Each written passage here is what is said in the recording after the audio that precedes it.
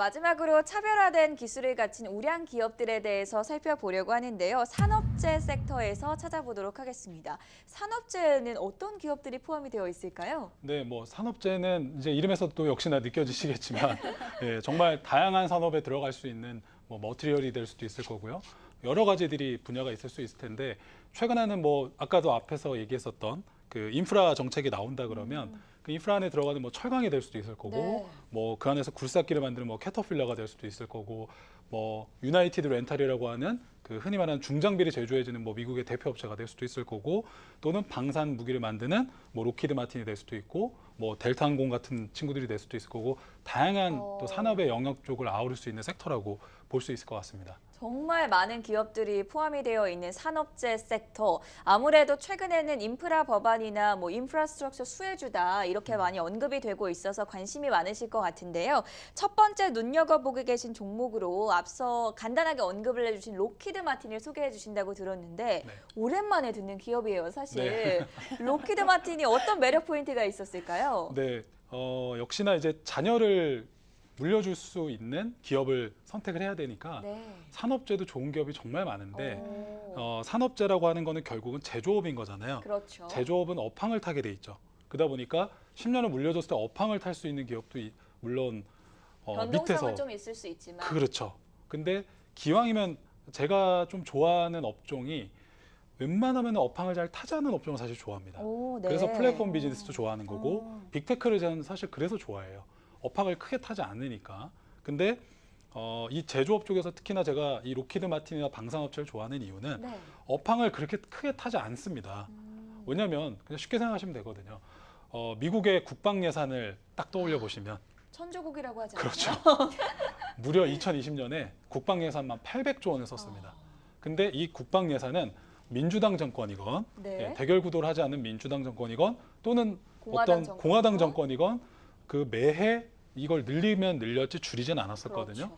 그러면 언제든지 안전 마진이라고 할 수 있는 국방부의 이 마진을 받을 수 있는 기업이 바로 로키드 마틴이라고 저는 생각을 하기 때문에 저는 말씀을 드렸고요. 그리고 저 어렸을 때 기억에서 또 나는 게 네. 저는 이제 개인적으로 저희 아버지가 군인이셨어가지고 아, 어렸을 때마다 그 공군 에어쇼를 많이 갔었어요. 네. 거기 가면 항상 우리나라 공군 전투기에 그 멋있게 날아가는 하잖아요. 그렇죠. 그 블랙 이글 팀이 이렇게 네. 하는 모습도 보면서 항상 그 어린 아이들이면 누구나 꼭 한 번씩 전투기 조종사를 꿈꾸는데 그걸 보면서 항상 저 기업이 로키드 마틴이 만든 거고 미국 전투기고 이런 걸 그때부터 이제 기억이 났었던 기억이 나요. 그래서 아이랑도 아들이 만약에 있으시다면 이런 얘기를 하면서 자연스럽게 얘기하기도 좋을 것 같은데 전혜원 부장님의 네. 스토리가 있는 기업이네요. 그렇죠. 로키드 마틴이. 개인적인 사연이 좀 들어 있습니다.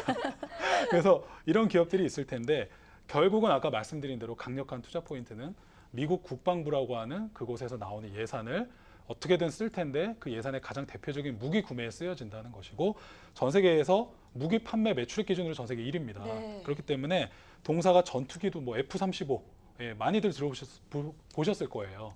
뭐 이런 전투기, 헬기, 레이더 이런 것들 다 만들고요. 예전에 영화로 유명했던 게 있죠. 블랙호크 다운.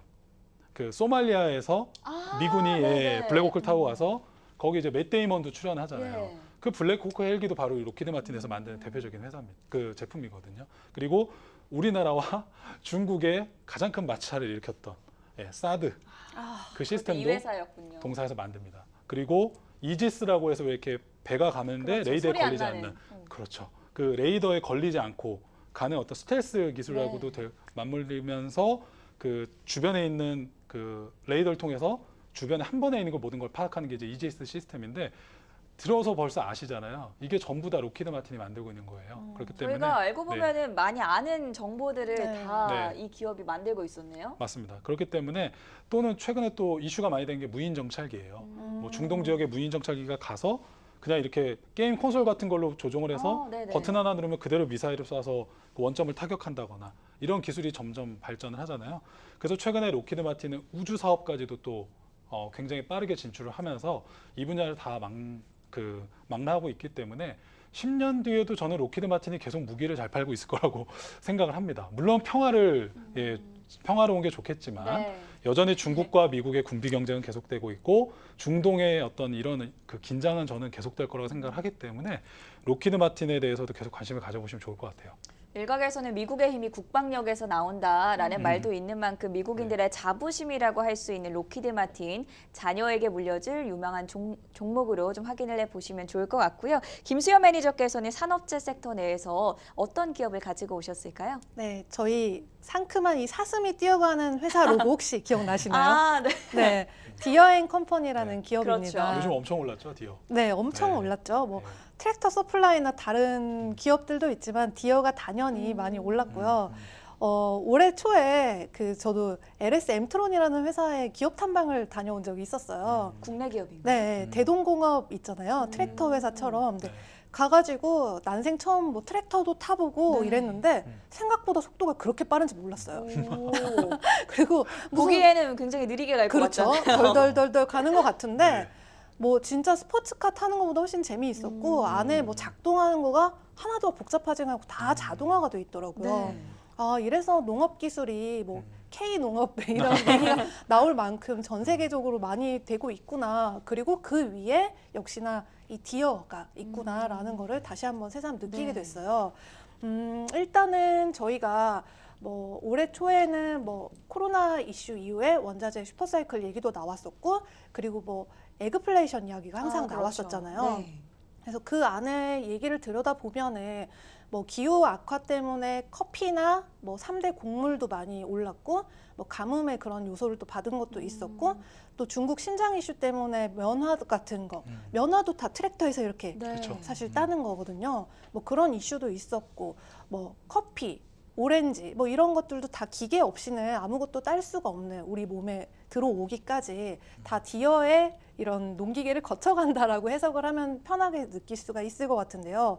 앞으로의 수요 측면으로도 지금까지의 이런 인구수에 따라서 당연히 식량 대란이 오겠지 이 부분을 넘어서 신흥국에서 계속 이렇게 수요가 올라가면서 육류 소비도 계속 늘어날 것이다라는 포인트가 있고 두 번째는 이제 바이오 에탄올 이런 부분도 네, 대체제로서 옥수수 같은 것들이 그냥 에너지로 쓸 수 네, 있게끔. 그 부분에서도 당연히 수요가 늘어날 수밖에 없겠다라고 보고 있고 뭐 인구 증가는 당연히 이제 기본으로 깔고 가는 전제인 것 같아요. 그래서 이제 디어 같은 경우는 이 트랙터나 이 모든 에그플레이션 안에 들어가 있는 것들의 가장 가까이에 있는 최전방에 있는 기업이다라고도 보고 있지만 그리고도 이제 다양한 기계들을 다루고 있기 때문에 단순히 농업 범위가 아닌 다양한 분야에서도 활약을 한다라고 보고 있고 되게 신기한 게 자동화 기술 하면은 뭔가 애플, 테슬라 이런 것들을 생각하는데 그렇죠. 사실 GPS 기술로 가장 먼저 이 드라이빙을 한 게 이 디어라는 기업입니다. 이 부분에서도 조금 뭐 활용 범위에 따라서는 조금 제약이 있을 수 있겠지만 그런 위성이나 이런 부분에 있어서 4차 산업이 우리에게 가장 가깝게 다가오는 그 부분이 역시나 디어 그리고 이 GPS 위성 부분이 아닐까 이런 생각에서 아이들한테 좀 추천을 해주고 싶습니다. 미국 같은 경우에는 농장 규모가 저희랑은 확연하게 다르잖아요. 그렇죠. 워낙 대농장이라서 인터스텔라의 한 장면이 저는 네. 떠오르는데 그런 곳에서 사용하는 농기계 업체로 이제 대표적인 게 디어라는 종목이고 최근에 또 인프라 관련주로도 네. 곽강을 받으면서 주가가 많이 올랐던 종목 디어에 대한 소개를 들어봤습니다. 자녀에게 물려주기에 좋은 주식들 저희가 탑 20를 뽑아서 소개를 해드리고 있는데 대망의 마지막 종목이 남아 있습니다. 저는 이 기업을 보면은 정말 산전수전 다 겪었음에도 불구하고 꿋꿋하게 자리를 버티고 있다. 대마불사라는 말이 떠오를 정도로 어떤 이것도 하나의 미국인의 자부심이라고 표현할 수 있지 않을까 네. 싶은데 보잉이라는 기업이 상당히 탈도 많고 말도 많았던 기업이지만 20개 종목 안에 꿋꿋하게 자리를 버티고 있어요. 어떤 매력 포인트가 있어서 이렇게 소개를 해주시려고 할까요? 네, 저도 말씀하신 대로 보잉 때문에 정말 마음에 엄청 큰 플럭추에이션을 겪었죠. 네. 아마 사건 사고가 많아서. 그렇죠. 네. 우리나라 이 서학개미 분들도 사실 보시면 코로나 터지고 초기에 항상 예탁원 순매수 내역에 보잉이 항상 있었잖아요. 그러니까 그만큼 지금도 갖고 계신 분들이 많을 거고 고민이신 분들도 많을 거고 저 역시 이 기업에 대해서 느끼시겠지만 네. 노이즈가 많은 기업이잖아요. 맥스. 최근에. 그렇죠. 네. 737 맥스가 정말 추락을 하면서 그것도 정말 여러 번이나. 그러니까요. 그래서 결국에 나중에 보면은 그거를 다 오류를 잡고 실제 이 보잉의 CEO가 2번에 직접 탑승을 하는 것까지 보여주거든요. 예. 봐라, 내가 직접 탔다. 그렇죠. 안 떨어졌다. 봐라. 이렇게까지도 증명한 모습을 보였어요. 근데 일단 저는 이제 이렇게 생각을 합니다. 자, 지금 시점에는 노이즈가 많고 좋지는 않은데 아까 말씀하신 대로 대마불사의 관점으로 보았을 때 5년 뒤, 10년 뒤에 자녀한테 증여를 해주고 그 시점, 그 뒤를 봤을 때는 저는 지금이 메리트가 있을 수 있다고 생각을 해요. 오히려 예, 왜냐하면 언젠가 이 737 맥스 관련된 이슈는 언젠간 해결이 될 해소가 거잖아요. 되겠죠. 예, 지금도 교통항공청에 승인을 집어넣고 결국 그 심사를 계속 기다리고 있는 시점일 텐데 어느 순간에는 해결이 되지 않을까 생각을 하고 지금도 보면은 요번에 2020년 매출 한번 살펴보니까요.